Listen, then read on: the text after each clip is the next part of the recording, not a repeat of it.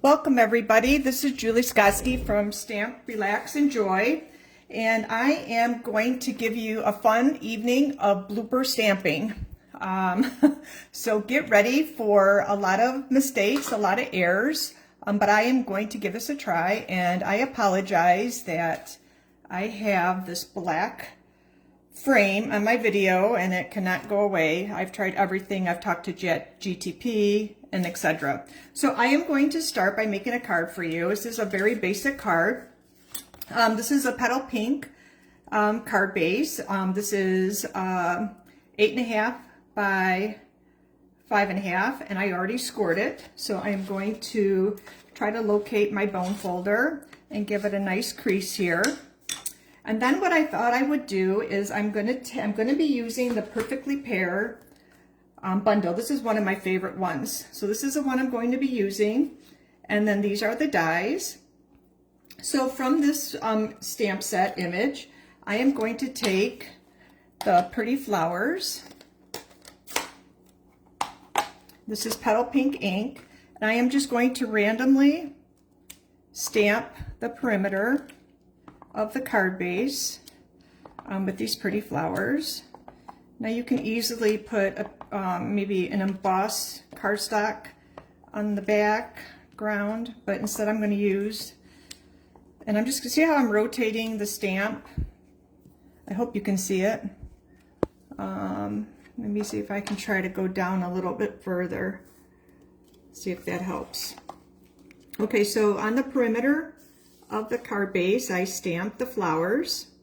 The next thing I'm going to do is I've already cut a piece of designer series paper, 3.5 by 4 3/4. So I am going to just use my seal and put that in the center. Okay. And I've already did some die cutting ahead of time to save time. This is from the designer series paper, and I use the Spotlight in Nature's dies. So I am going to figure out how to get that in the middle. I'm just going to lay this here. Let's see, I'll just put this right here.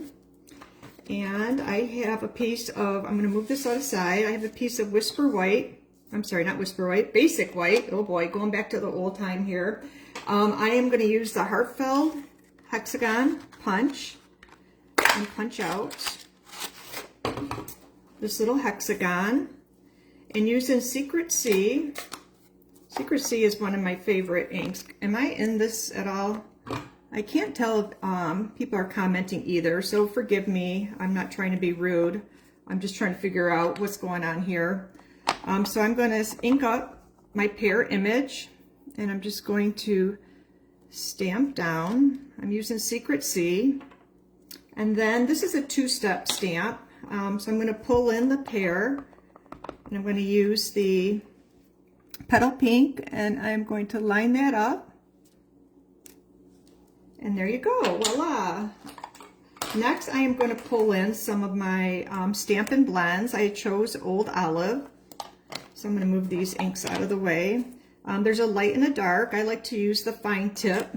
There's a little line here showing the fine tip. And then this is the brush.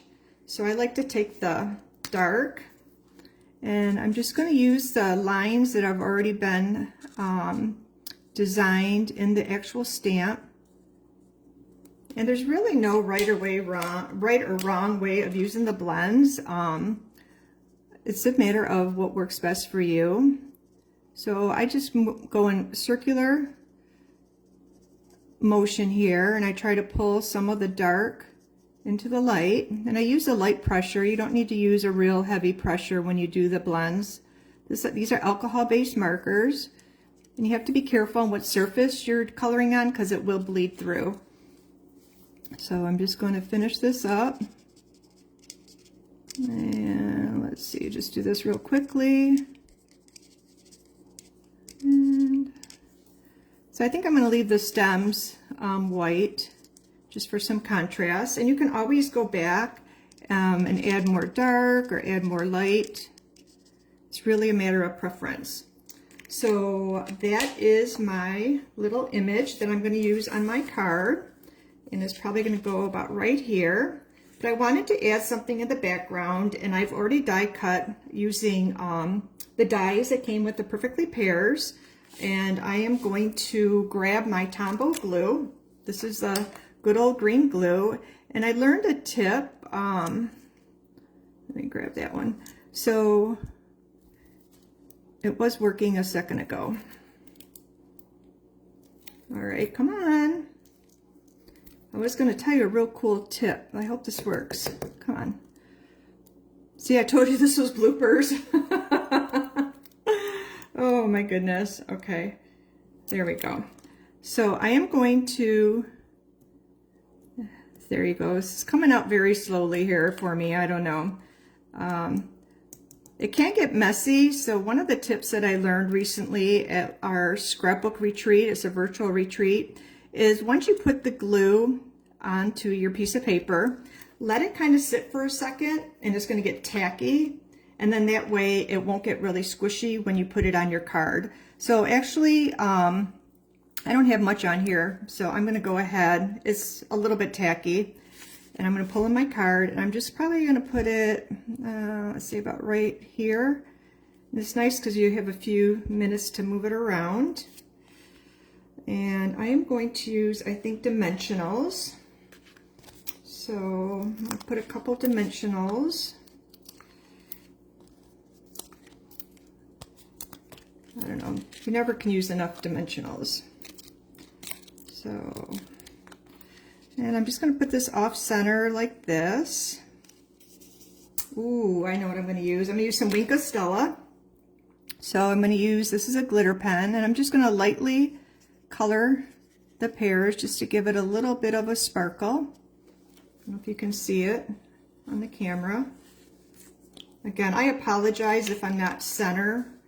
Again, this is a blooper video. I'm trying to see what I'm doing right and what I'm doing wrong. The next thing I'm going to do is, this is a brand new bundle. It's called Banner Sayings.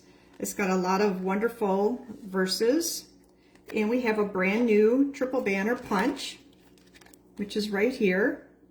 So it's got 3 different punches that you can use. So I am going to make this, let's see, what should I do? Let's do a happy birthday card. You can never have enough happy birthday cards. So I am going to pull this off outside the camera here. I should have had this ready. Oh, you know what I decided to do?